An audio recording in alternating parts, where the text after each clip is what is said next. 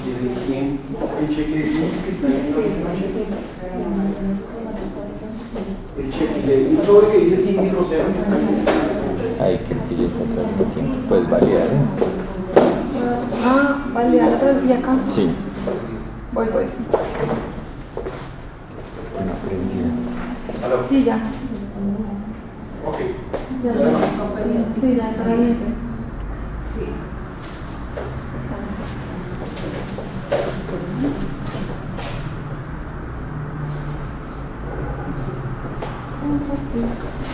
Compartir.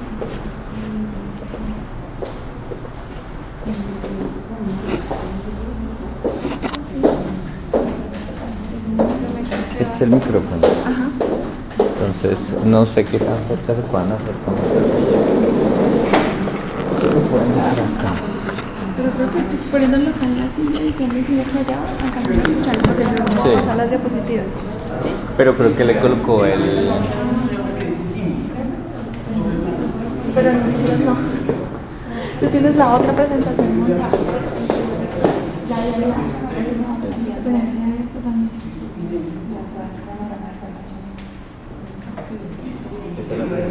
Yo creo que ahí como por lo menos la maqueta. Como quieras. La blanquita chiquita con un cable con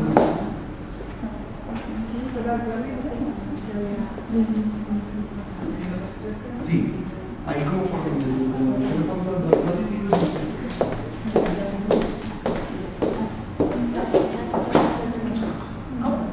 no, ahí no tiene letras rojas, es todo blanco, una cajita chiquita blanca con un cablecito blanco. Ahorita te mando una foto. Listo, ya la mando porque tenemos que estar aquí luego. Sí, está bien. Ya les pongo. Bueno, para la web. Ay, con mucha alternativa. ¿Quién? Yo ya le escribí el link.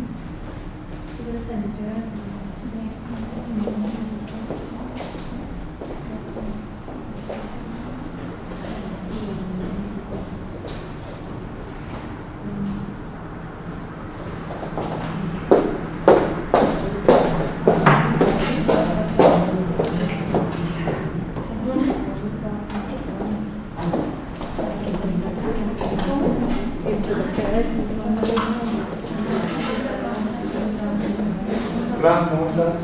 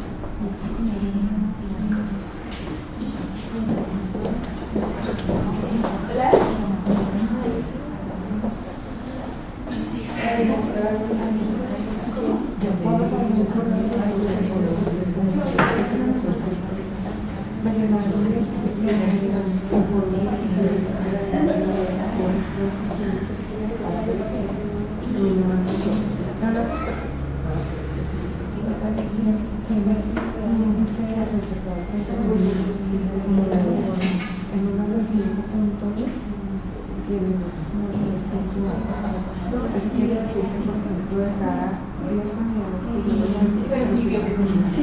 que por todos los investigadores. Y hay otro que tenemos de procesamiento el más está con Europa, que es el entonces, yo les esto es una cosa, no es una cosa de sino que es un comportamiento histórico.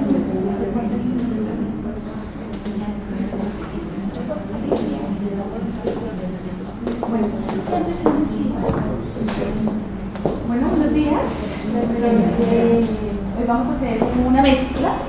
El doctor Saulo Molina es un profesor invitado, especialista en medicina materno-fetal, y vamos a unir con todo lo antenatal y perinatal con lo postnatal para hablar del hipotético. Entonces, hacemos con la mezcla. Doctor, adelante. Bueno, muy buenos días. Muchas gracias por la invitación.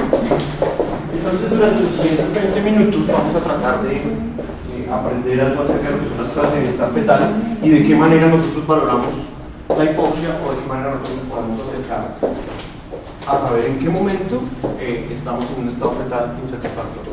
Estas son las instrucciones del trabajo. ¿Qué quiero que sepamos al final de la charla? Conozcamos la importancia de la hipoxia, entendamos algunos eventos fisiopatológicos, tomar decisiones basadas en la evidencia y que tengamos, por supuesto, herramientas para que nuestra decisión sea oportuna. Lo más importante cuando hacemos una charla de estas es que entendamos que todos trabajamos en equipo y que todos debemos ir para el mismo lado. Entonces debemos estar absolutamente coordinados en todo lo que es diagnóstico prenatal, medicina materno-fetal, el alto riesgo obstétrico, la obstetricia de sale parto, que finalmente el obstetra es el que atiende el parto, y por supuesto neonatología, porque ustedes son los que ven el resultado. Fíjense que esto es el pilar fundamental de cualquier decisión obstétrica y es la frecuencia cardíaca. Esto lo sabemos desde principios del siglo pasado. La frecuencia cardíaca fetal está sujeta a diversas variaciones que nos están mostrando diversas características del bebé y que nos expresan su manera adaptativa a diferentes factores. Entonces tenemos que saber cómo se interpreta la frecuencia cardíaca fetal, porque a la postre cualquier método que nosotros utilicemos lo que va a utilizar es esto, frecuencia cardíaca fetal. Y la explicación es muy sencilla, la explicación es porque el feto, la única manera que tiene para adaptarse inicialmente es frecuencia cardíaca. Siempre que el feto se encuentra frente a cualquier losa, de cualquier índole, sea aguda o crónica, el feto lo que puede es subir y bajar su frecuencia cardíaca. Recuerden además que la frecuencia cardíaca fetal usualmente es una frecuencia que tiene la taquicardia, que se va regulando más o menos después de la segunda mitad, la semana 27-29, donde ya tenemos centros reguladores autónomos, entonces tiene un pequeño freno, pero nunca va a estar inferior a los 110 latidos por minuto en condiciones normales, salvo que el feto tenga alguna condición intrínseca cardíaca como un bloqueo o una arritmia o alguna otra situación. Pero en general eso es lo que nosotros vemos. Primero pasaríamos un periodo de hipoxemia, luego pasaríamos un periodo de hipoxia. El feto puede o no ser capaz de compensarse. Si es capaz de compensarse, entonces va a poder regular el consumo de oxígeno y hace un fenómeno que se llama redistribución. Y es probablemente lo que ustedes más conozcan, porque es lo que nosotros valoramos mediante un examen que se llama Doppler, el Doppler feto-placentario. El Doppler feto-placentario es una herramienta, la vamos a ver más adelante, absolutamente fascinante, pero no me sirve para la asfixia alguna.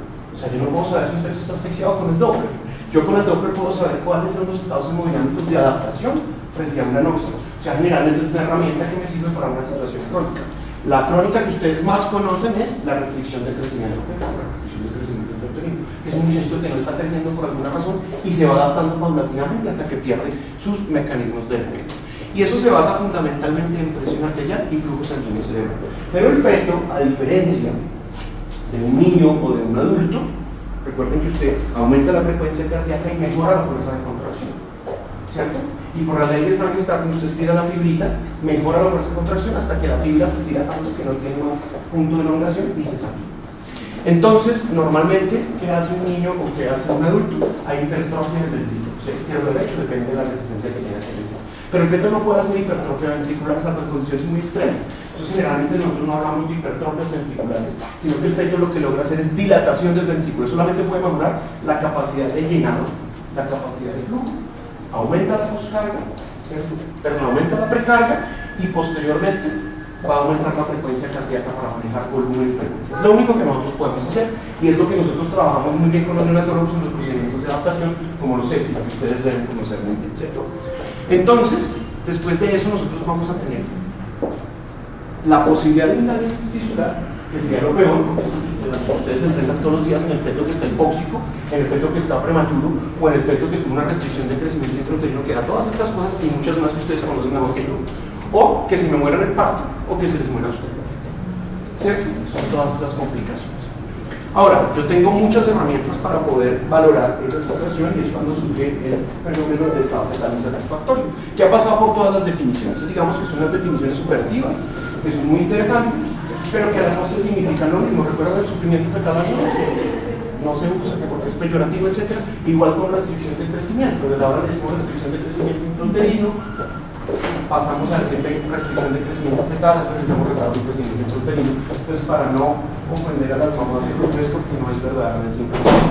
Acá es exactamente lo mismo. Nosotros nos tocó decirle sufrimiento fetal agudo, es un estado fetal no satisfactorio o no tranquilizado, como le quiera decir. Finalmente es lo mismo porque es un feto que está en riesgo de asfixia y después de que está en asfixia va a caer en todo lo que vimos en la diapositiva anterior. Entonces necesito buscar ciertos métodos que me ayuden a identificar cuáles son esos fetos en riesgo.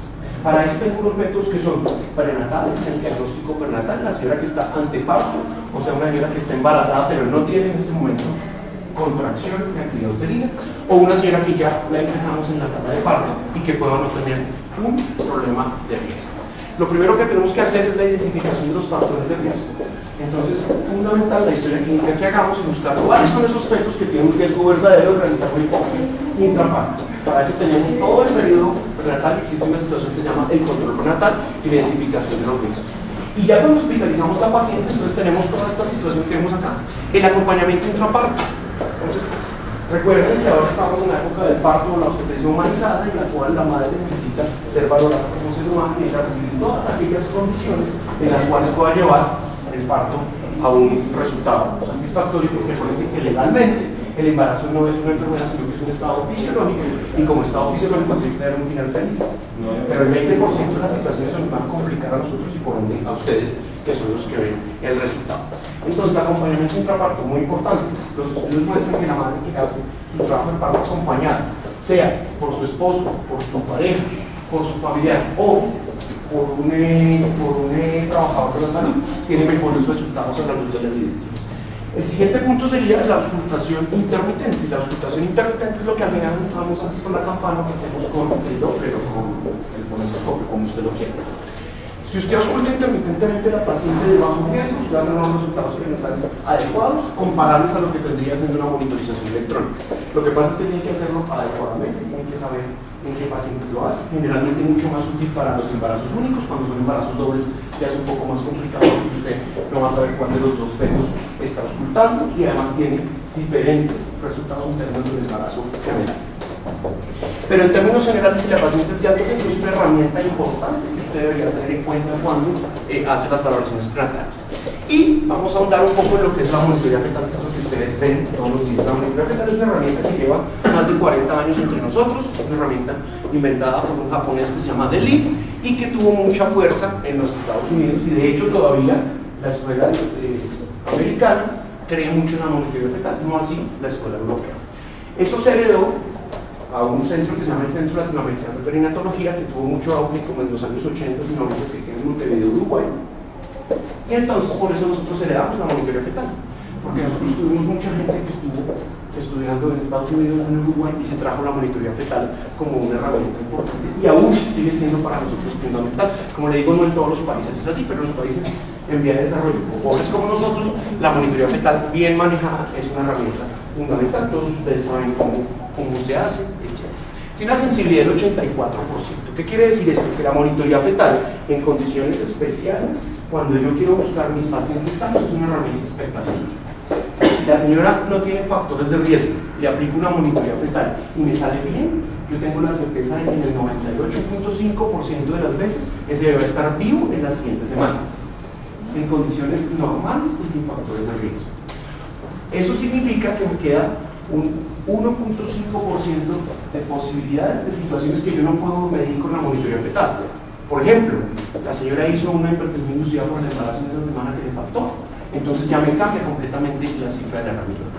¿Cuál es el problema? Que cuando yo observo una alteración en la monitoría que me indique algún grado de hipoxia, pues definitivamente la especificidad sí me va a cambiar. ¿De acuerdo? Es decir, si yo veo algún hallazgo positivo en la monitoría, alteración de la variabilidad, que tenga la presencia de las delegaciones, que se relacione con las contracciones, etcétera, ahí solamente va a tener el 40 al 50%, lo cual no la hace tan buena herramienta para buscar el problema que estamos viendo en este momento, que es la asfixia o el estado fetal insatisfactorio. Actualmente podemos usar dos tipos de monitoría, una que se llama anteparto, que es la que usamos en el proceso prenatal, la señora llega antes de tener, como les digo, sus contracciones, o la monitoría que es intraparto, que es la señora que ya consultó y la vamos a dejar hospitalizada. Y de este intraparto, entonces yo puedo tener dos modalidades. Una prueba sin estrés, que es espontánea, que es la NST Stress Test, como le quiera decir, y es fundamentalmente la prueba que nosotros le hacemos a la paciente y no aparecen contracciones o aparecen menos de 3 contracciones en 10 minutos, es decir, que la señora no está aún en trabajo de parto. Y la prueba con estrés, que la podemos hacer si la señora ya está con unas contracciones regulares, o la podemos, por supuesto, estimular, se puede hacer con estimulación o una prueba con oxitocina. Recordar que no todas las pacientes se les puede hacer y que hay unas contraindicaciones para ellos. Por ejemplo, una señora en la cual estemos sospechando una alteración de la placenta, pues no le podemos poner oxitocina, una placenta previa, una placenta grande, son alteraciones. Los embarazos humerares es una contraindicación de hacer una PTC inducida, tendríamos que esperar a hacer una PTC espontánea, pero cabe anotar que ya en muy pocos centros, por no decir ninguno, le atenderíamos un parto vaginal a una persona con un embarazo humeral. Y el otro sería el estímulo vibroacústico que se hace con una herramienta electrónica, que ya les voy a mostrar un poco más adelante. Y la otra modalidad es la monitoría fetal PETES y al ingreso. La evidencia es insuficiente para recomendar de rutina la realización de PETES y al ingreso en pacientes de bajo riesgo. Entonces, además de que tenemos que tener una especificidad limitada en la herramienta, no hay una recomendación específica que si yo induzco las contracciones pueda tratar de predecir qué va a pasar con la hipoxia en ese feto durante las siguientes 5 horas. Ya vamos a ver por qué 5 horas. Y se debe considerar individualmente el riesgo para saber si vamos a tener algún tipo de intervención. Intervención significa modificar las condiciones de la paciente. Si está hipertensa, quitar la hipertensión. Si el muchachito, si la señora está deshidratada, entonces hidratarla para que le llegue más oxígeno al bebé. Hacer lo que llamamos reanimación en caso de que lo necesitemos, y la recomendación es este nivel de evidencia que ustedes valoran. La otra posibilidad que yo tengo entonces es hacer una monitoría fetal continua. Cuando la señora llega al hospital, entonces existe un test que se llama el test de admisión. Yo tengo a la señora está con contracciones, le hago un test de admisión que no es la monitoría de 20 minutos, sino que es una monitoría que dura entre 5 y 10 minutos, que es solamente para valorar agudamente cómo está el estado en ese momento del bebé. Y 5 horas después, cuando yo la tengo hospitalizada, cambiándole sus condiciones iniciales, hidratada, reposada y en una condición de trabajo parto, le hago un test nuevamente para poder saber cómo están las condiciones de ese momento. Es una prueba que es rápida, que tiene mucho mejor sensibilidad que una monitoría común y corriente como la que veíamos anteriormente, y que me va a tratar de predecir las condiciones del parto hasta en un 70% para el bienestar fetal, cuando me está mostrando que la prueba está reactiva. Si la prueba está no reactiva, tengo nuevamente una especificidad baja, es decir, voy a tener una prueba que me va a ofrecer más o menos el 50% de sensibilidad. En estos casos, como en cualquier prueba diagnóstica médica, yo tengo que ofrecerle a la paciente una prueba subordinada o una prueba adjunta. Es decir, tengo que ofrecerle otra posibilidad. Ya vamos a ver qué posibilidades tengo. O le tengo que jalar el pelo al niño, o le tengo que hacer un perfil físico, o le tengo que hacer una pulsoximetría específica al bebé. Hay muchísimas herramientas que a veces no las tenemos disponibles nosotros, pero tenemos que aplicar otro tipo de prueba. Y luego cuando la tenemos ahí, entonces existe la posibilidad que yo tenga todo el trabajo parto con mi paciente conectada mediante una monitoría fetal que se recomienda en estantes con alto riesgo de resultado obstétrico perinatal. Entonces vimos que ya la paciente que es de bajo riesgo la podemos acompañar, hacerle auscultación intermitente y hacerle un test de admisión con una prueba de admisión 5 horas después. Y si la señora es de alto riesgo, entonces ya nosotros podemos tener la opción de una monitoría fetal continua.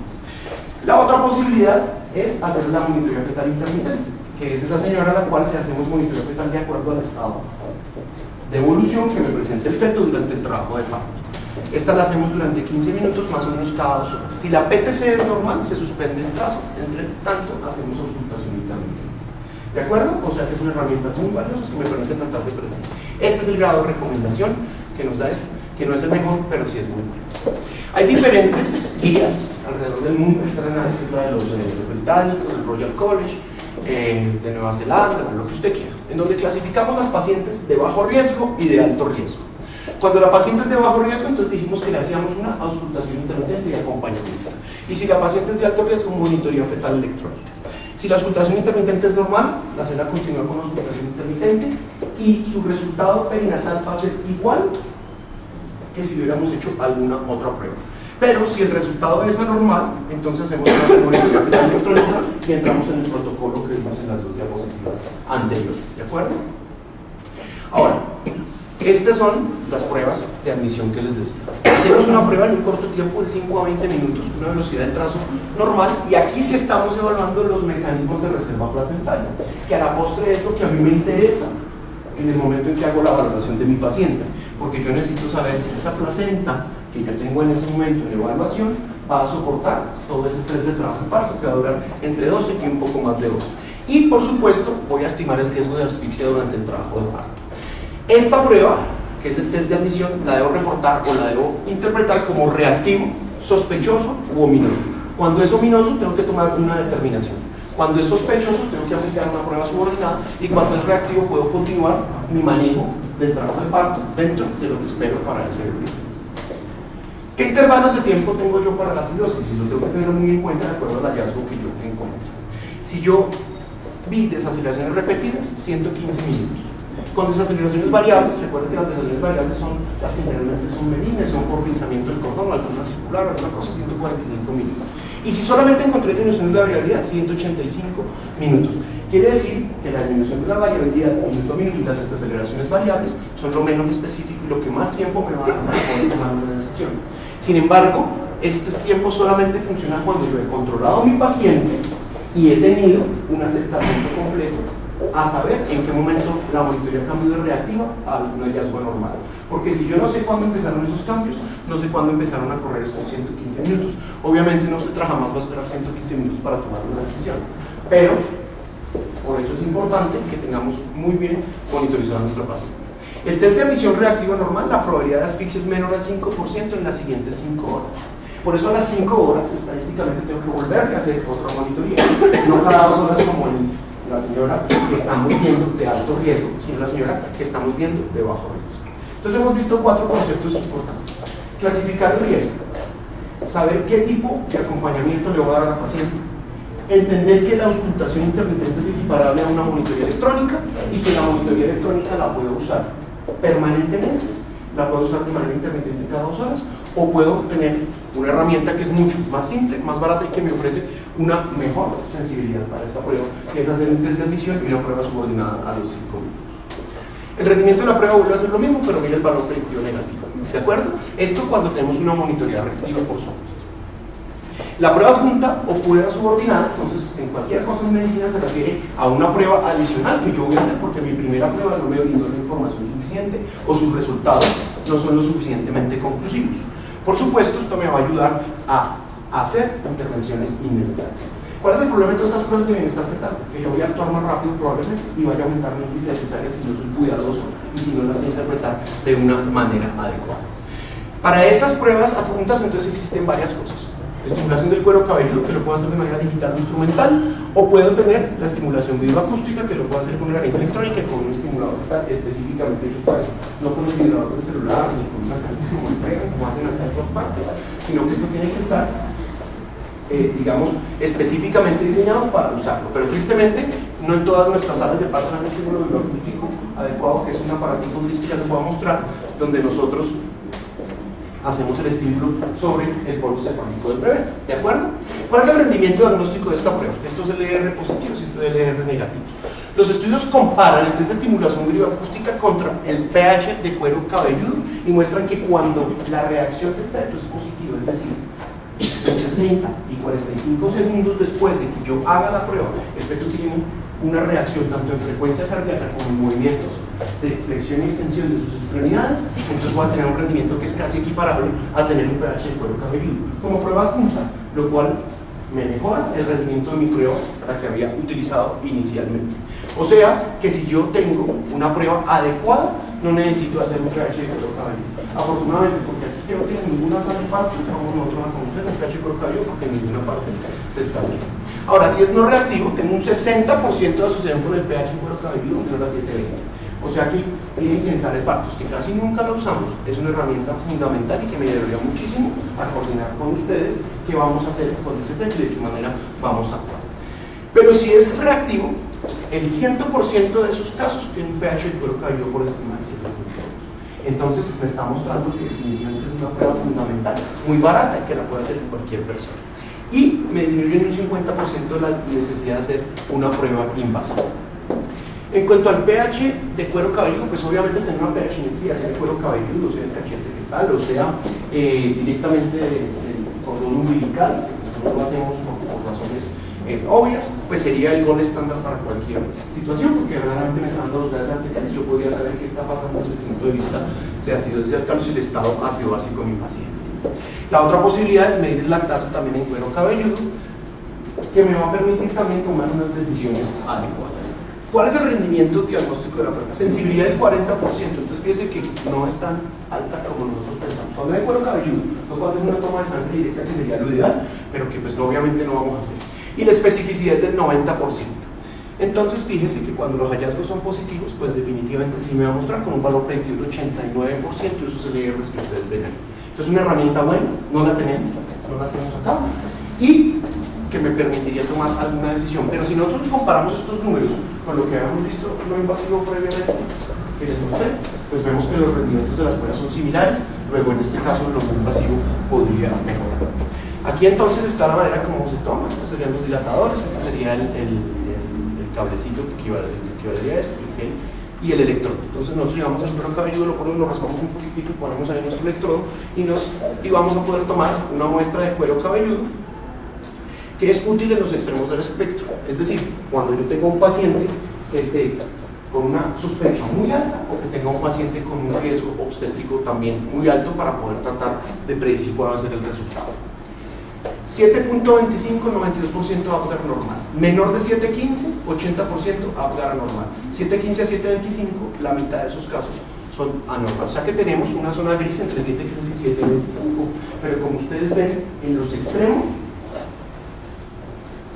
de la prueba, cuando el feto está muy bien o cuando el feto está muy acidótico, vamos a tener una respuesta muy bien. Acompaña, por supuesto, la presencia de positividad en la monitoría de tipo de estrés, en el cual tendríamos nosotros un pH satisfactorio y deberíamos repetir esa monitoría cada 30 minutos de acuerdo a la guía clínica que nosotros vimos anteriormente. Nosotros no hacemos pH en cuero cabelludo y no lo tenemos tampoco disponible.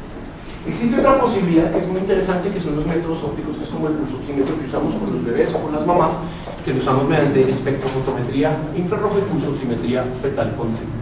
Aquí lo que hacemos es una medición directa de la proporción de hemoglobina que transporta el oxígeno.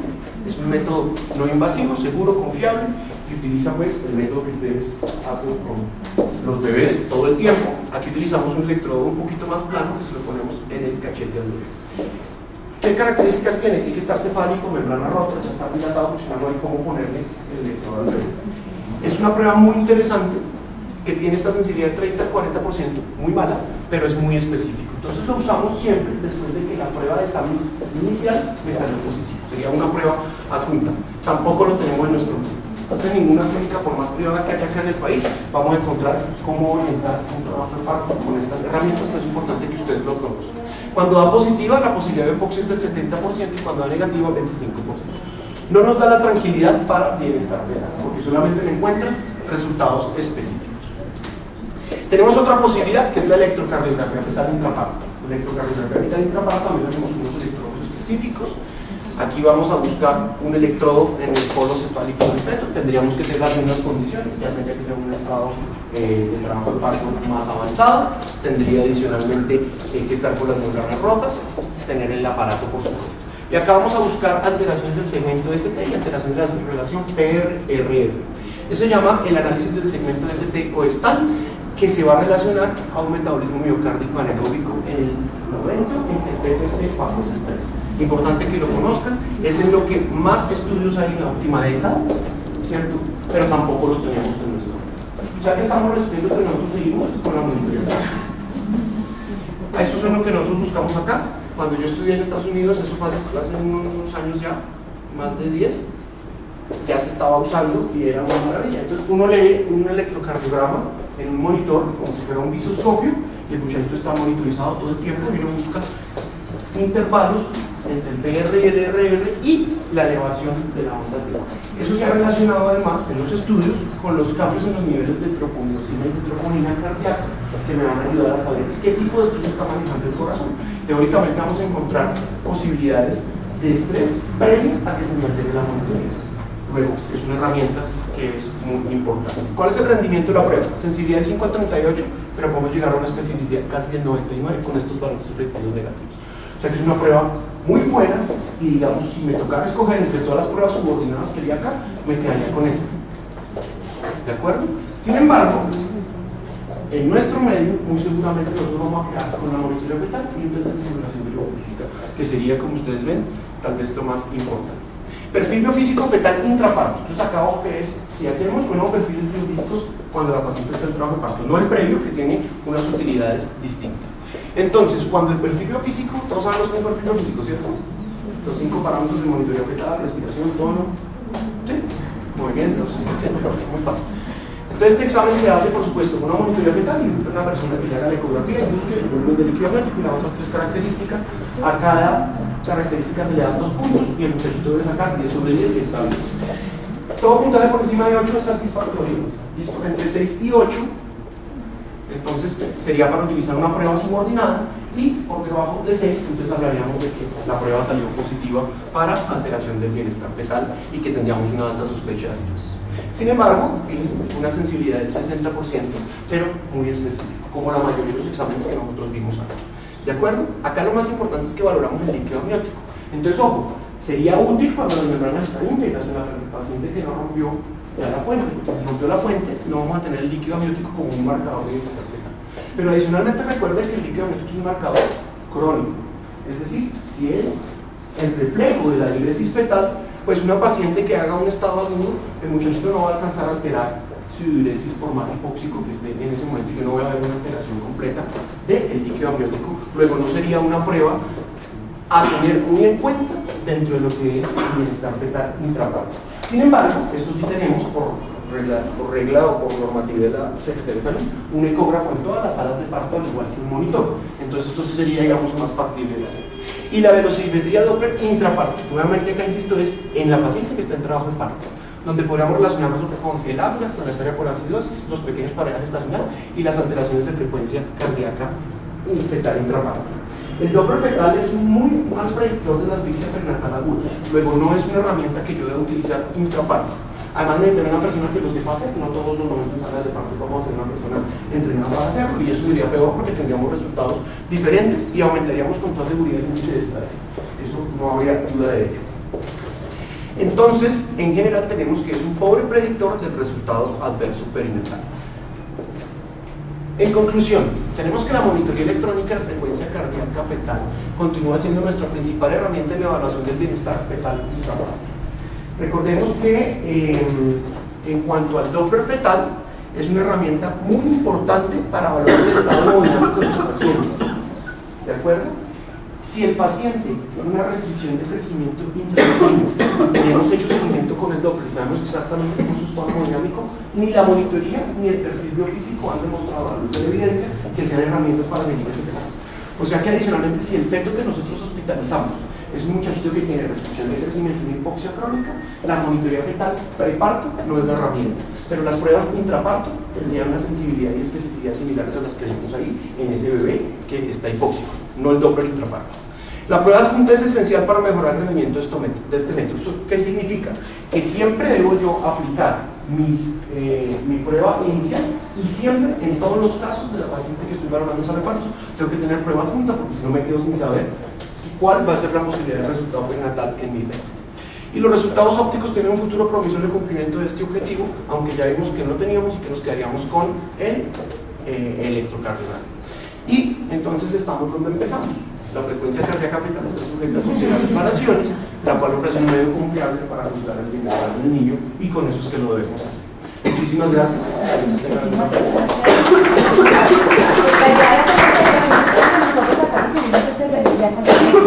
Y tenemos diferentes resultados. A veces salen muy bien, pero salen muy mal y no conocemos esta parte antenatal del bebé.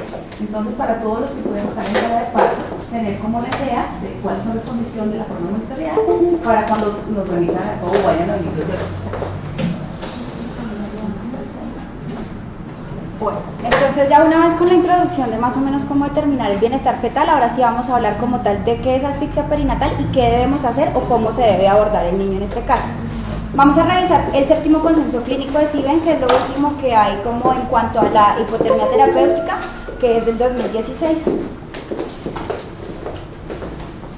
Bueno, entonces en cuanto a las definiciones, lo primero que debemos saber que es una encefalopatía hipóxico-isquémica. La encefalopatía hipóxico-isquémica es un síndrome clínico de disfunción neurológica que lo que es el resultado como tal de la falta de oxígeno y sangre al cerebro alrededor más o menos del nacimiento. Las principales causas de morbilidad neurológica y de disfunción multiorgánica en el recién nacido a término o casi a término. Ahorita ya vamos a ver cómo es la definición más o menos, pero siempre tener en cuenta que es una de las principales causas de morbilidad en el neonato. Genera una discapacidad permanente. Bueno, en cuanto a las definiciones, entonces vamos a definir primero qué es el evento centinela, que era lo que nos guiamos con lo que estaba hablando el doctor. Entonces, entre los eventos centinelas tenemos cualquier circunstancia que pueda ocurrir antenatal o en el momento del parto, que lo que haga es disminuir la cantidad de oxígeno que le va a llegar al feto como tal y va a conducir a la hipoxia. Entonces tenemos uno, el prolapso del cordón, el desprendimiento de la placenta, la ruptura uterina, la transfusión feto-materna grave. Bueno, eso es un lado. Y lo otro que podemos tener es una distosia de parto, que es un parto difícil porque pueden tener una presentación anómala, ¿sí?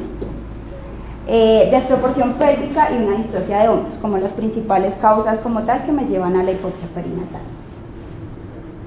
Bueno, entonces en cuanto a la introducción, la hipoxia perinatal y la hipotermia terapéutica es un concepto realmente nuevo. Apareció más o menos hacia el siglo XXI, en donde se encontró que más o menos disminuir una temperatura entre 3 a 4 grados en las primeras 6 horas de vida del niño podía reducir como tal la discapacidad mayor y la mortalidad que existía a largo plazo. Entonces, la encefalopatía hipóxico-isquémica es una urgencia diagnóstica y terapéutica, esto teniendo en cuenta que el efecto, como lo vemos acá, solamente lo tenemos en las primeras 6 horas de vida. La encefalopatía hipóxico-isquémica entonces se caracteriza porque es un síndrome de disfunción neurológica aguda, una gravedad variable y que acontece tras el episodio de asfixia. Bueno, entonces, como decíamos antes, es importante como tal centrarse en qué es o cómo atender al paciente que tiene la hipoxia perinatal. ¿Por qué? Porque va a generar una morbimortalidad neonatal en el recién nacido a término o un pretérmino tardío, genera altos costos socioeconómicos para las familias, sobre todo a futuro, ya vamos a ver por qué razón. El riesgo de muerte es del 10% y causa un riesgo de discapacidad a largo plazo que más o menos oscila entre el 30 al 40%. El riesgo de muerte es aproximadamente en 60% en los pacientes que van a tener una encefalopatía hipóxica isquémica grave, que ahorita les explico cómo se clasifican en leve, moderada y severa. Y la incidencia alta en países con pocos recursos. El 8% de las muertes se presentan en los menores de 5 años en relación con asfixia perinatal. Entonces, ¿cómo sabemos que un niño tiene o no tiene hipoxia perinatal o enfermedad hipóxica isquémica. Entonces, lo primero que tenemos que saber es que son neonatos con una gestacional a término o un pretérmino tardío, es decir, mayor o igual a 35 semanas. Lo otro es que tenemos que tener en cuenta que se producen las primeras 6 horas de vida, entonces es como la ventana terapéutica que tenemos para intervenir en estos niños. Y algunos grupos se puede utilizar el electroencefalograma de amplitud integrada como una monitoría para saber si el paciente o no cursa con encefalopatía hipóxico-isquémica. Lo otro que tenemos que tener es, bueno, ya sabemos que es un neonato pretérmino temprano o tardío, o una término. Lo otro, que tenga un evento centinela, ya definimos cuáles son los eventos centinela. Y lo otro que tenemos que tomar son gases del cordón, si se puede, y vamos a mirar el estado como tal del niño. Lo primero, que tengan un Apgar menor a 5 a los 10 minutos de la edad postnatal. Lo otro es que si yo tengo los gases del cordón que tienen una acidosis con un pH menor a 7 o un déficit de base mayor o igual a menos 16 en sangre arterial de cordón umbilical o en sangre venosa dentro de la primera hora tras el nacimiento después de tomado, se debe considerar que el paciente cursa con una encefalopatía hipóxico-isquémica. Y hay una necesidad de ventilación mecánica durante por lo menos 10 minutos después del nacimiento o ha requerido una reanimación cardiopulmonar avanzada. Esos son los criterios para considerar que el neonato puede estar cursando con una enfermedad encefalopatía hipóxico-isquémica. Ahora, ¿en qué consiste o por qué razón se genera el daño en estos pacientes? Entonces, lo que vamos a tener es que hay una despolarización celular y un fracaso energético inicial. Como sabemos, el oxígeno es como tal la fuente principal de energía que tenemos pues para producir toda la energía necesaria para todas las actividades del organismo. Entonces, se van a disminuir como tal estas reservas de glucosa y ATP, se van a acumular o van a entrar en un metabolismo anaerobio como tal y hay una acumulación de lactato y de fosfato inorgánico. ¿Y eso qué me va a generar? Una falla energética primaria. Entonces, en la falla energética primaria, que es la primera fase, de ahí vamos a pasar a una fase latente, que esta es importante, que es en la cual debemos actuar o intervenir para evitar como tal el daño o la morbilidad a largo plazo del niño. Y por último tenemos la falla energética secundaria, que es como decir el punto de no reversa. Una vez logremos estar en falla energética secundaria, ya no hay nada que hacer en este caso. Entonces, en la falla energética primaria, ¿qué vamos a tener? Va a haber una muerte inicial de las neuronas por una necrosis tisular. En la fase latente, esas neuronas tienen una recuperación parcial como tal del metabolismo oxidativo del cerebro y tienen una capacidad de recuperación. Y en la secundaria, como dijimos, es el punto como de no retorno. Hay un deterioro nuevamente del metabolismo y de ahí ya no hay forma de que vuelva otra vez a su fase latente o a la falla energética primaria. Entonces, la falla energética secundaria comienza luego de las primeras 6 a 15 horas posterior a la agresión como tal, o sea, del evento centinela o del evento que produjo la hipoxia. ¿Qué va a producir? Entonces se van a activar como tal las reacciones bioquímicas y moleculares que lo que hacen es agravar el daño. Entonces se producen radicales libres y una cantidad de citoquinas que conducen a una muerte celular programada y a una necrosis como tal de las neuronas. Se altera la función mitocondrial y un daño excitooxidante, que ya lo dijimos, y va a haber una muerte celular por la necrosis y apoptosis que van a entrar estas células. Entre más grave y más extenso sea el daño que se produzca a nivel histológico, mayor van a ser las consecuencias como tal a largo plazo de estos niños. Y la ventana terapéutica, que es donde tenemos que ubicarnos, se ubica como tal en la fase latente, que es como el tiempo en las primeras 6 horas que tenemos para intervenir y disminuir como tal el daño que puede tener el neonato a largo plazo. Entonces se va a hacer una intervención terapéutica que con el fin es de disminuir como tal o aminorar la lesión, y va a haber un periodo posterior a la reperfusión. Entonces no hay un tiempo definido claro en el recién nacido, pero según más o menos la fisiopatología se cree que son las primeras 6 horas como el tiempo prudencial que se puede hacer. Sin embargo, acá pues hemos visto casos en que llegan los niños después inclusive más de 6 horas. Pueden estar afectados por diversos factores, entonces uno, la gravedad y duración como tal de la agresión, y lo otro que podemos tener es la presencia de factores de preacondicionamiento o sensibilización que se tenga. Entonces, en cuanto a la ventana terapéutica, lo que debemos hacer es que entre más profunda sea la depresión de energía, o sea, entre menos oxígeno haya tenido el niño durante este evento hipóxico isquémico, va a ser mucho más corta la fase de latencia y por tanto pues la probabilidad de que se produzca un daño va a ser mucho mayor. Entonces, Se conoce como las pocas horas de oro, que se debe considerar la encefalopatía hipóxico-isquémica como una urgencia diagnóstica y terapéutica. Estos niños se deben remitir como una urgencia vital. Bueno, entonces acá para explicar, eso es lo que va a suceder más o menos en cuanto a la fisiopatología. Tenemos las tres fases, una fase primaria, la ventana terapéutica o la fase latente y la fase secundaria. Más o menos tenemos entre la hora cero, que es la hora del nacimiento, o la hora que se produce como tal el evento centinela, que me va a conducir a la hipoxia, a la encefalopatía hipóxico-isquémica, más o menos hasta las 72 horas, que es lo que tenemos acá. Entonces, en la fase primaria tenemos la agresión como tal, aquí es donde se produce y empieza a aumentar como tal ese metabolismo oxidativo. Entonces empiezan a producir radicales libres y diferentes citoquinas como tal, que me van a conducir a que estas células neuronales vayan o conduzcan hacia apoptosis o necrosis. Luego tenemos una ventana terapéutica, que es la fase latente. Más o menos va entre las 2 hasta más o menos las 6 horas, aunque acá inclusive le dan como una ventana más o menos hasta las 10 horas. En esta etapa, que es la ventana terapéutica, es donde se debe como tal intervenir, porque lo que va a haber es que va a tener una recuperación del metabolismo oxidativo y puede disminuir como tal o entrar en una repercusión que va a disminuir la cantidad de daño que se pueda producir en estas células. Y ya en la fase secundaria, estas células entran en un periodo de muerte celular, ya entran en apoptosis y necrosis definitiva, y acá ya no se puede intervenir. Entonces siempre hay que intervenir en esta ventana terapéutica, que es a lo que entramos con el manejo de la hipotermia terapéutica. Entonces la hipotermia terapéutica, teniendo en cuenta todo lo anterior, debe estar iniciada en las primeras 6 horas de vida, que es lo que se recomienda. La idea es mantener una temperatura entre 33 a 34 grados centígrados de forma estable, más o menos por las primeras 72 horas, que es el momento en que se produce como tal todo el evento de producción de citoquinas. Se debe hacer después de estas 72 horas un recalentamiento, pero este recalentamiento no es, apaguemos y subamos la temperatura del niño de una, no.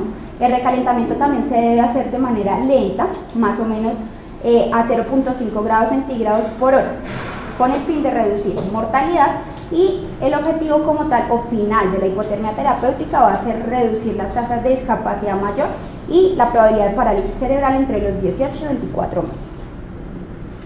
Se ha visto que con la hipotermia terapéutica es la única como intervención descrita hasta el momento que aumentan la supervivencia con una función neurológica normal de estos niños que han sido Entonces, cuanto antes inicie el enfriamiento tras la agresión hipóxico-isquémica, mayor es la probabilidad de neuroprotección. Por eso se considera una urgencia. En cuanto al mecanismo de acción, entonces el objetivo como tal, al disminuir la temperatura entre 33 a 34 grados centígrados, es disminuir este metabolismo cerebral y la producción de radicales libres, que es lo que me va a generar el daño. Y lo que se ha visto es que con cada grado centígrado que se disminuye aproximadamente 5% la probabilidad de que se produzca el daño cerebral. Recordar siempre que se debe generar o se debe poner los niños en hipotermia terapéutica solamente en los recién nacidos pretérminos tardíos, es decir, mayor a 35 semanas o que sean a término. Bueno, entonces los mecanismos principales que nos describe pues el consenso CIBE, o que lo resume en esta tablita, entonces es: 1, disminuir gradualmente la depresión de ATP. Entonces ya decíamos que por cada grado Celsius que se disminuya va a disminuir 5% el metabolismo cerebral. Lo otro que tenemos es que se reduce la acumulación de los aminoácidos excitotóxicos, que me van a conducir a una lesión neuronal como tal. Disminuye la producción de óxido nítrico y suprime síntesis de los radicales libres. Puede suprimir toda la reacción inflamatoria, la activación microbial, y inhibe como tal el programa celular o apoptosis, que es secundaria como tal a la producción de todas estas citoquinas y la producción de óxido nítrico y radicales libres. Y lo que me va a hacer es que se debe prolongar la ventana terapéutica en este caso. Entonces, ya entrando como tal, ¿qué es la hipotermia? Entonces, en cuanto a la hipotermia, existen dos formas de hipotermia: una hipotermia pasiva y una hipotermia activa como tal. La pasiva, entonces, consiste como tal en el enfriamiento tras la no aplicación o retirada de todas las fuentes exógenas. Entonces, como sabemos, todos los recién nacidos pues siempre cuando se van a adaptar pues se ponen bajo la lámpara de calor como para que mantengan su temperatura. En este caso debe haber un enfriamiento o retirar estas fuentes exógenas, pero importante tener en cuenta que si esta hipotermia no se controla y se apaga así como así la lámpara de calor y no hay una supervisión adecuada del recién nacido, esta intervención pasa de ser una estrategia protectora a una estrategia peligrosa, inclusive que me puede generar diferentes condiciones o morbilidad en el niño. La disminución de 1.5 grados centígrados en media hora, inclusive hasta 3 grados centígrados, si ocurrió la asfixia moderada durante el nacimiento, es como la estrategia protectora que se tiene en las primeras horas. Y la hipotermia activa, que es la que vemos que se hace acá con el protocolo como tal, el objetivo es mantener una temperatura objetivo más o menos entre 33 a 34 grados centígrados. Se debe mantener en las primeras 72 horas estable, siempre en 33 a 34 grados centígrados. Luego de cumplir las 72 horas se debe hacer un recalentamiento posterior del recién nacido, que debe ser un recalentamiento lento y progresivo. Y para esto utilizamos unos equipos servocontrolados que lo que me hace es controlar o monitorizar esta temperatura y mantenerla estable siempre entre 33 a 34 grados centígrados. Entonces, ¿cómo se va a obtener? Existen dos equipos hasta ahora. Uno, el enfriamiento selectivo de la cabeza. Sin embargo, se ha visto, este fue el primero que se describió, sin embargo se vio que solamente el enfriamiento selectivo de la cabeza era menos efectivo o tenía menos efecto sistémico de la hipotermia. Y luego empezamos con el enfriamiento corporal por contacto, que consiste en enfriar el neonato completo, desde la cabeza hasta los pies. Entonces se puede utilizar un colchón o una manta de hipotermia, que es la que tenemos acá disponible en la unidad neonatal, o también se puede utilizar un mecanismo que es usa un chaleco y un gorro nada más. Es la única estrategia demostrada con la hipotermia que genera neuroprotección eficaz como tal para el recién nacido. No hay ninguna otra estrategia que se haya descrito. Como todo, tiene unos eventos adversos. Entonces acá lo que vemos es, esta es la del gorro que teníamos acá, pues faltaba el chaleco, esta es la selectiva solamente por la cabeza, sin embargo esta ya no se utiliza, ¿listo? Utilizamos esta que es una manta protectora, entonces lo que hace es cubrir todo el recién nacido y siempre va a mantener la temperatura entre 33 a 34 grados centígrados, que es el objetivo principal. Entonces, ¿qué eventos adversos tenemos inicialmente? Entonces, recordar que todo niño que tiene una hipotermia va a tener una bradicardia sinusal, secundaria que a la disminución de la temperatura y al mantener una temperatura, pues digamos que baja. Lo otro que se puede producir es una trombocitopenia moderada, pero no se debe asociar a sangrado. La otra es una hipotensión, entonces estos niños por lo general, algunos tienen mayor necesidad de soporte inotrópico, en los que tienen una hipotensión que no responde o una hipotensión persistente secundaria como tal a la hipotermia.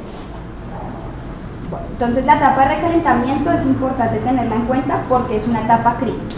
En esta etapa lo que vamos a hacer es, teníamos como digamos que el metabolismo cerebral disminuido, con disminución de consumo de oxígeno, con la temperatura baja.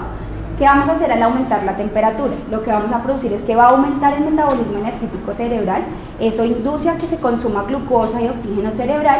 ¿Y qué sucede cuando pasa esto? Como es una reperfusión como tal o una reactivación como tal a nivel neuronal, entonces lo que vamos a producir es un riesgo de aparición de convulsiones. Entonces, cuando aparecen convulsiones, ¿qué debemos hacer? Se debe interrumpir el recalentamiento transitorio y ahorita ya decimos cómo se maneja. Sin embargo, entonces hay que estar pendiente de las convulsiones. Recordar que en los neonatos no convulsionan como en los niños, en los lactantes o en los más grandes, entonces siempre hay que estar atentos a cualquier tipo de movimiento y a los signos vitales del niño.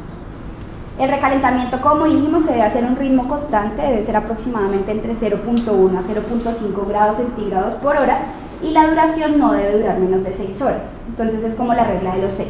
Se debe iniciar en las primeras 6 horas de vida y se debe hacer el recalentamiento en 6 horas. Y produce una hipotensión secundaria, una vasodilatación por un recalentamiento, por un aumento de la temperatura. Entonces, los recién nacidos candidatos a hipotermia terapéutica tienen que cumplir como con estas condiciones. Las iniciales o las principales es que tengan más de 35 semanas o 35 semanas cumplidas al momento de nacer. Que tenga la historia de un evento centinela perinatal de riesgo, que ya mencionamos cuáles son, que son los que me van a llevar a la hipoxia. O que muestren una encefalopatía hipóxico-isquémica de moderada a severa en las primeras 6 horas de vida, que son los objetivos. No se ha visto una evidencia como tal de utilizar hipotermia terapéutica en qué pacientes. Uno, que tengan más de 6 horas de vida, sin embargo, pues acá se utiliza a veces cuando llegan más de 6 horas de vida. Anomalías congénitas mayores en niños que pesen menos de 1800 gramos o que tengan una restricción de crecimiento intrauterino o que tengan un colapso a nivel postnatal. Bueno, entonces, una vez identificamos que el recién nacido tiene una hipoxia, ¿cómo debemos reanimar este recién nacido? Entonces, si tenemos en cuenta que el oxígeno es la principal fuente de energía y digamos que el sustrato por el cual se produce todo el daño, porque de aquí van a salir los radicales libres y la activación de todas las citoquinas, entonces si ponemos oxígeno al 100%, ¿qué vamos a producir?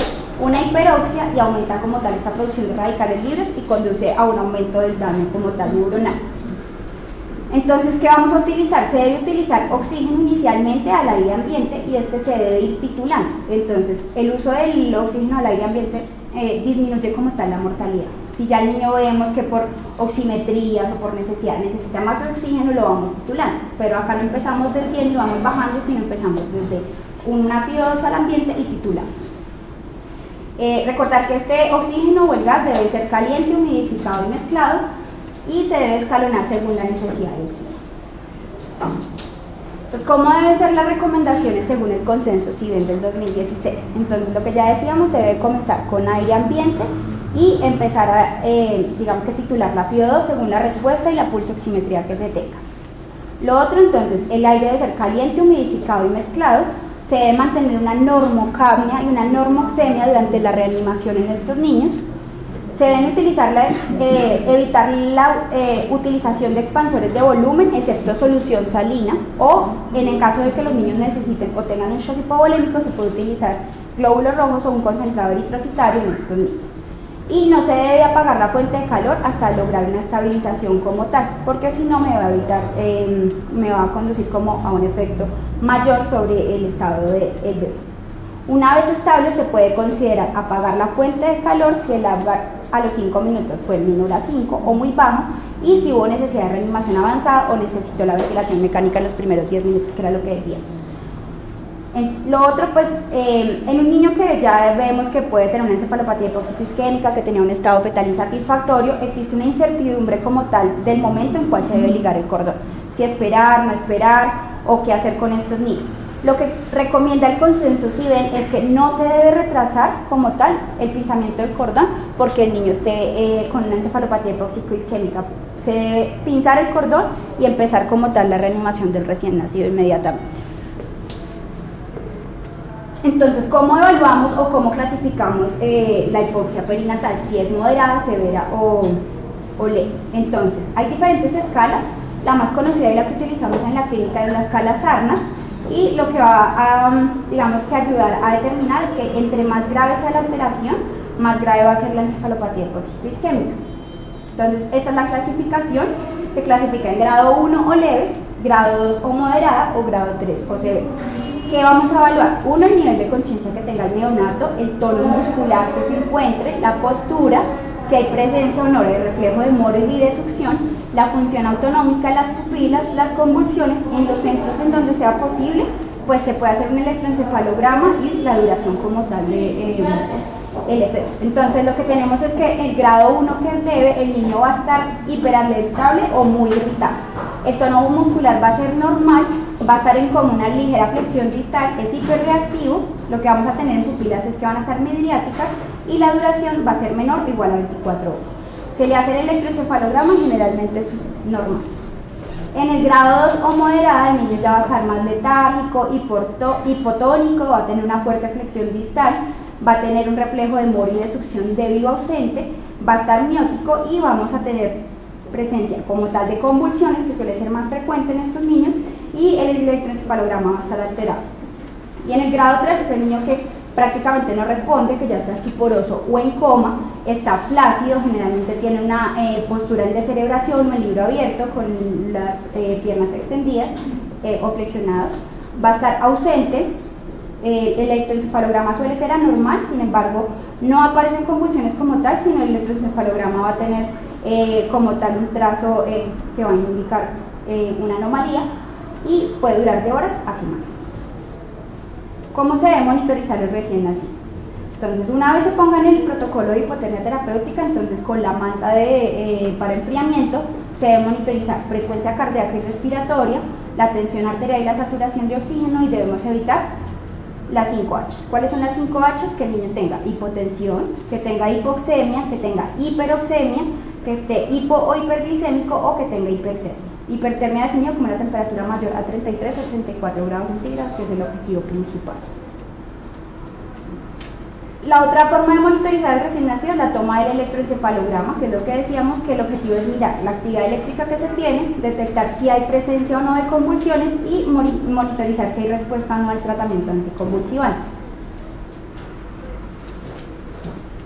Entonces, recordar que todo protocolo como tal de hipotermia o la aplicación de frío, eso duele, es como si metiéramos la mano en el hielo, eso va a doler. Entonces el niño se debe como tal sedar y poner algo de analgesia, va a producir estrés, entonces estos niños siempre hay que tratar de aliviarles el dolor y aliviarles la molestia y el estrés que genera el estar en una hipotermia. Se puede utilizar pseudoanalgesia en todos estos recién nacidos, inclusive en los que requieran ventilación asistida y los que van a recibir la hipotermia terapéutica como tal. Y recordar que la hipotermia, como disminuye toda la parte del metabolismo, también disminuye la actividad de la CYP.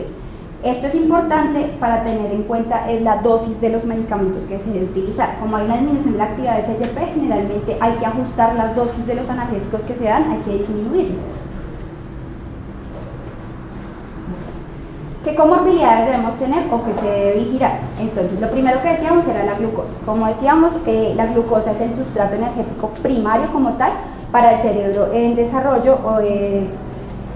Cuando hay una asfixia perinatal se puede producir una hipoglicemia, pero entonces el objetivo es ni estar en hipoglicemia ni estar en hiperglicemia. Entonces, ¿qué debemos hacer? Mantener una glicemia mayor a 46 miligramos decilitro y menor a 180. El objetivo como tal es evitar, si hay una hipoglicemia, aumenta como tal el riesgo de muerte o discapacidad neurológica moderada. Entonces, tenemos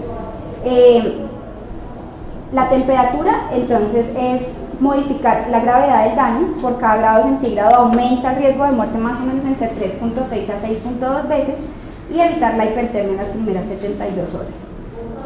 Lo otro que se debe monitorizar si es posible es una capnografía para evitar una hipocamia. Recordar que el CO2 va a producir una vasoconstricción con una disminución del flujo sanguíneo y la entrega de oxígeno que hay. Se debe evitar una hipocamia severa, es decir, una presión arterial de CO2 menor a 20, pero también mantenerla, pues digamos que en límites normales. Tampoco se debe tolerar la hipercamia porque va a generar mayor injuria neuronal. ¿Cómo se deben manejar las convulsiones? Entonces, como vimos en la clasificación, ¿quiénes son los que van a presentar convulsiones? Los que tienen una encefalopatía tipo 2 o moderada en la escala de Sartre. Generalmente son los que van a aparecer con convulsiones, o inclusive en los pacientes que están en recalentamiento también pueden producir las convulsiones. El 50% de las convulsiones se pueden presentar en los primeros días, en especial en el primer día del evento, y las convulsiones pueden agravar como tal la lesión cerebral, que pueden provocar una hipoventilación, una apnea, la hipoxemia, una hipercamia y puede haber una pérdida de autorregulación vascular cerebral. La detección como tal va a ser difícil por varias razones. Uno, porque en los neonatos es difícil identificarlas como tal, y dos, porque si el niño lo tenemos bajo sedación va a ser más difícil todavía detectar la convulsión. Por eso es importante realizar la monitorización con el electroencefalograma. No se debe iniciar de manera profiláctica manejo anticonvulsivante con fenobarbital y la respuesta al tratamiento puede ser inclusive leve o modesta, que puede continuar inclusive con actividad epiléptica a pesar de tener manejo anticonvulsivante. Sin embargo, todavía no hay un consenso muy claro de cómo se deben manejar estas convulsiones, suele ser controversial.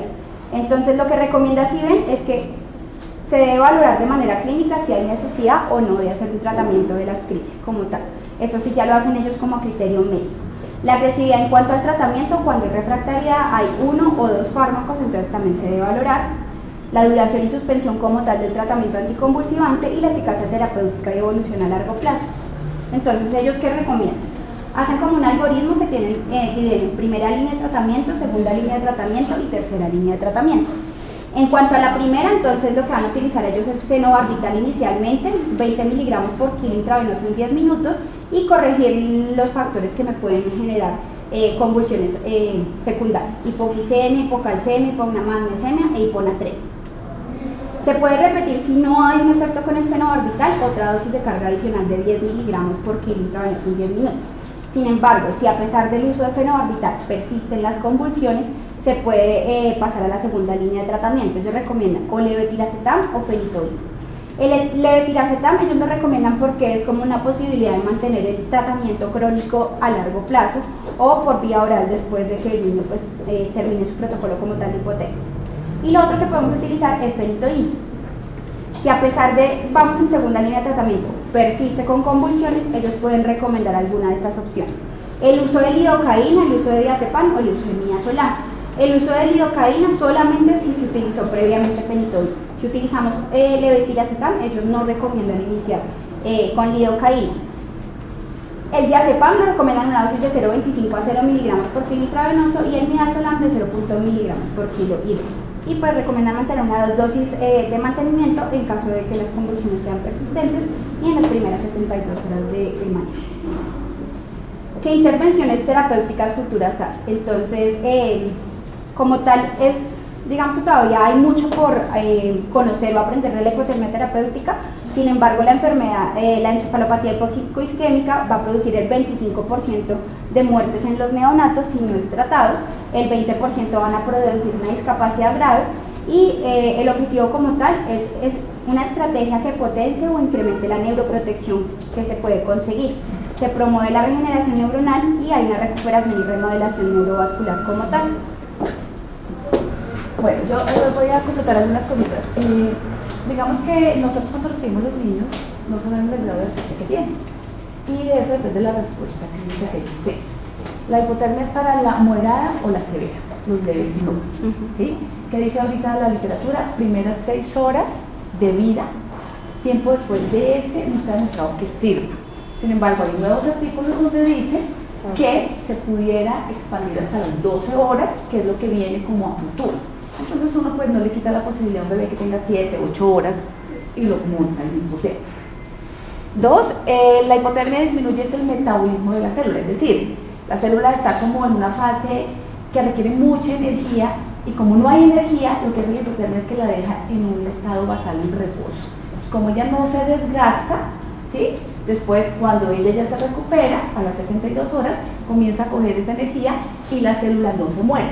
Es decir, sí hay células muertas, la hipotermia no es curativa, los niños sí quedan con algún grado de daño neurológico, dependiendo pues si es una asfixia severa, pero la discapacidad disminuye 35-40% menos que en un niño que no se le haga ningún tratamiento y lo mismo la mortalidad, pero no es lo curativo, o sea, lo curativo es evitar que los niños entren en eventos asfícticos. Por eso es tan importante el monitoreo, por eso es tan importante lo que antecede al parto, que lo que nosotros podemos hacer después ya pues es algo para mejorar la condición neurológica del bebé. Por eso decimos nosotros que la hipotermia no es la panacea, ¿sí? Lo que tenemos que hacer es mejorar la sala de partos, mejorar la reanimación, mejorar toda la unión con obstetricia para evitar esto. Segundo, los niños cuando convulsionan, generalmente cuando tienen severa, ¿sí? Es poco probable que la hipotermia induzca la convulsión, ¿sí? Los niños convulsionan es por su encefalopatía. Y lo que se hace es que se manejan los anticonvulsantes a la mitad de la dosis porque el metabolismo hepático está disminuido, es como la recomendación. Lo otro es la reanimación en sala de partos, ¿sí? Lo que hablan que tan pertinente es pinzar un cordón rápido o lento en un niño que está asfixiado. La recomendación es que es tempranamente en un niño asfixiado, es tempranamente. Y uno empieza a reanimar el niño dependiendo de pues, el algoritmo que tiene uno para reanimación neonatal. Realmente si el niño nace con una bradicardia severa, está terriblemente mal, pues uno sí sube su oxígeno al 100% y comienza la reanimación y después lo empieza a bajar. Lo que dice Lina es, como ahora salen las curvas diferentes para saturación en primeros 10 minutos, ¿sí? Entonces le recomiendan a uno que ese niño no viene en paro total, si comience con F2 baja y según respuesta vaya titulando. O sea, son como dos momentos diferentes. Lo otro es los tipos de hipotermia. Tenemos hipotermia, la que es el casco y la que es la manta, ¿sí? ¿Cuál es la diferencia entre las dos? El grado de profundidad a nivel cerebral del enfriamiento, es decir, que el casco solo enfría como capas superficiales la corteza, sustancia gris y no llega más profundo. La sistémica enfría todo y generalmente, ¿sí? da mejores resultados cuando se enfría toda la masa cerebral a solamente una parte. Entonces los estudios están demostrando que les va mejor en los resultados neurológicos con las mangas que con el caso. Bueno, y otra cosa, bueno, no me acuerdo qué más era lo que iba a decir yo del enfriamiento, del grado. Las indicaciones en mayores de 1800, el resultado neurológico pues no siempre es el mejor. Nosotros aquí en la unidad los tenemos, ellos presentan pues sangrado, se les puede dar comida. Ese es otro cambio que ha habido, que pensábamos que definitivamente no, si se puede, no aumenta enterocolitis. Monitoreo, nosotros también utilizamos el NIRS. El monitoreo, digamos que el NIRS, que es lo que mide la demanda y el consumo de oxígeno, que es el NIRS, que básicamente está midiendo la saturación venosa regional de un tejido, ¿sí? Y habla del metabolismo que tenga la célula. Si la célula está muy metabólicamente activa, pues el consumo es mayor y el NIRS tiende a ser bajo. Pero si la célula está totalmente sin cero metabolismo, pues no consume y cambia. Entonces el NIRS nos orienta a nosotros y nosotros se lo colocamos tempranamente al paciente para predecir el metabolismo de la célula y cómo se va recuperando, y nos orienta al grado neurológico que va a tener el niño y nos sirve para desmontar niños en hipotermia. O sea, no quiere decir que porque yo monte un niño debo continuarlo, yo puedo tener criterios, yo lo puedo desmontar. Pues yo que el niño tiene una convulsión temprana, un estatus convulsivo, no oxigena ni perfunde ese cerebro, tiene la pupila, mejor dicho, súper dilatada, pues uno dice ya este niño hay que desmontarlo y uno tiene que tener argumentos para desmontar los niños de hipotermia. La mortalidad en sí por hipotermia no, es por la asfixia y por toda la patología que cursa el niño, la hipertensión pulmonar, las fallas cardíacas que ellos hacen, precisamente por lo que hablábamos, por la mala adaptación que puede tener el bebé para su fibra miocárdica. Es, digamos, como el resultado.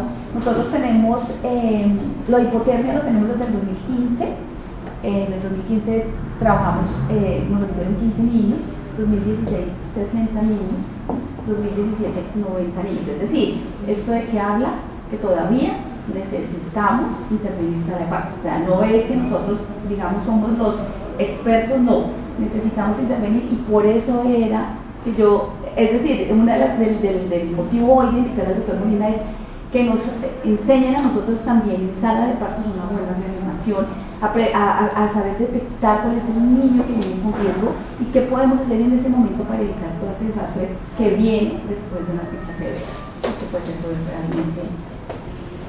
Nosotros no podemos diferenciar entre una aguda y una crónica, y el lactato, por ejemplo, a nosotros nos orienta mucho. Un niño que tenga 3 lactatos por encima de 4, ya pues la posibilidad de que ese niño salga, ¿sí? Y nosotros, digamos que no nos llegan acá, no tenemos ni el dato de sala de parto, nos llegan únicamente los gastos de la primera hora, y eso que en algunos casos, sí, no sé si tenga... Sí, y además el problema también grave es que el niño crónico también tiene procesos agudos, ¿no? Entonces yo puedo tener un niño que venía cuidando con restricción de crecimiento, etcétera, etcétera, y hacer un proceso agudo de estado fetal insatisfactorio.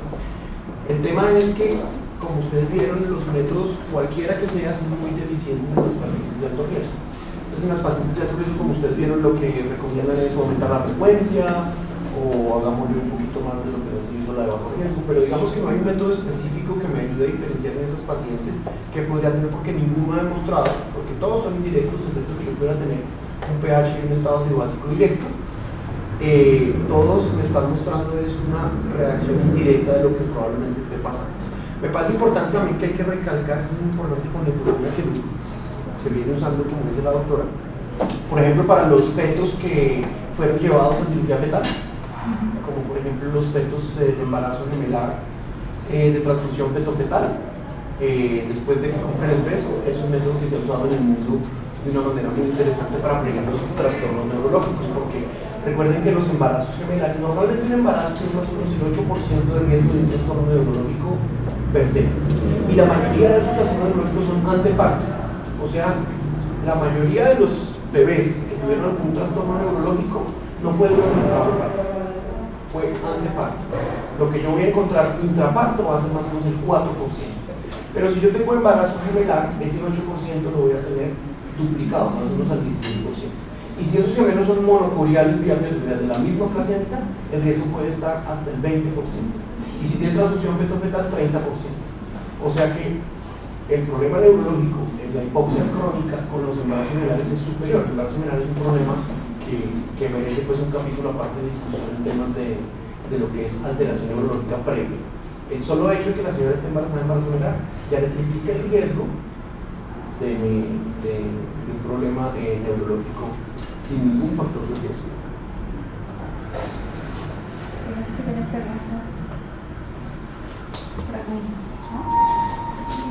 No, lo que queríamos mostrarles aquí en esta de transporte es básicamente como son los sitios de referencia. Entonces, el enfriamiento, o sea, realmente uno solo debe utilizar el enfriamiento activo que esté controlado, donde uno regule la temperatura, que esté en 34 grados centígrados. Todo eso, poner el hielo en la cabeza, de ponerle el gel, eso no sirve, y eso lo van a ver de pronto en algunas instituciones. Es que nosotros estamos aquí pasivos, eso no existe. O es hipotermia bien hecha o no hacerla. ¿Qué recomienda la literatura? Dejar la lámpara de calor radiante apagada y la incubadora apagada, y estar controlando la temperatura cada 15 minutos intrarectal. ¿Por qué? Porque cuando nosotros recibimos los niños acá, nos llegan con temperaturas por debajo de 33 grados y eso se aumenta la muerte. Es decir, una temperatura por debajo de 33 es mortal. Nadie aguanta una temperatura, ¿sí? Y menos un recién nacido que tiene todo su metabolismo. Y los niños que han fallecido es porque tienen temperaturas supremamente bajas. Entonces estamos haciendo un protocolo para darlo a nivel de secretaría de cómo se deben transportar los niños, porque como nosotros no tenemos sala de partos, pero sí tenemos el equipo, deben venir acá. Ese traslado, de pronto el niño no iría tan mal, pero el traslado. Entonces es eso, básicamente. No poner hielos, no poner compresas, no, o sea, solamente quitar la temperatura, dejarlo en más y tomar temperatura. Si la temperatura baja por debajo de 34, está en 33.8, se puede calentar un poquito o ponerle una manta o algo, pero tratar de subirle la temperatura y no dejarlo, porque si es terrible como llega. Bueno, o sea, es básicamente cuando estén en algún sitio que tengan que calentar. Eso sería más o menos.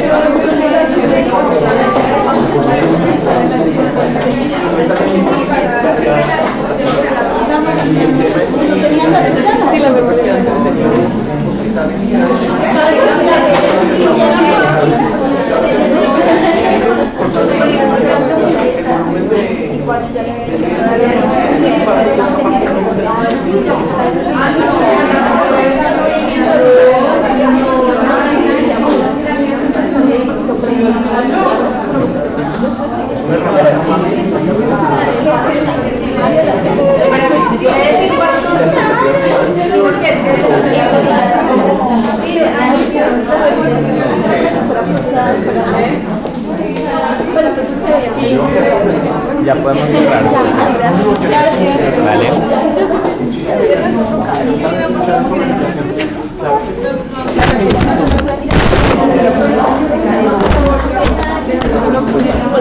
gracias.